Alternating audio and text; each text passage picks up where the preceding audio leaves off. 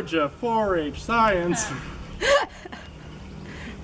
Alabama 4-H Science Center proudly presents Climbing Wall Intro.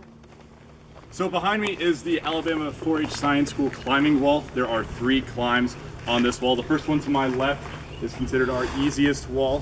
The one in the middle directly behind me is the medium challenge, and the one to my right is our hardest wall. Before you can do the hardest wall, you have to do one of the first 2 here. Now, before you come close to the wall, you have to be wearing a helmet that you will put on the other side of this wooden beam. Anything between the wall and this wooden beam is considered our fly zone.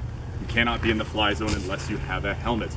You will also be wearing a harness that you were shown how to put on in the previous video. You also have the hardware that is up top, those metal loops up there.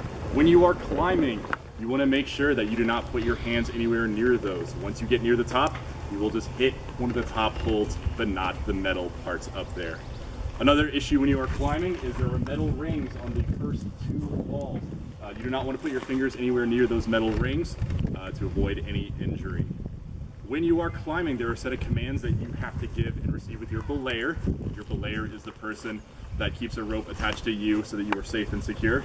The climber will say on belay, and then the belayer, once they're ready, will say belay is on. Then the climber will say climbing, then the belayer will say climb on. It is only when the belayer says climb on that the climber can then touch the wall and start climbing.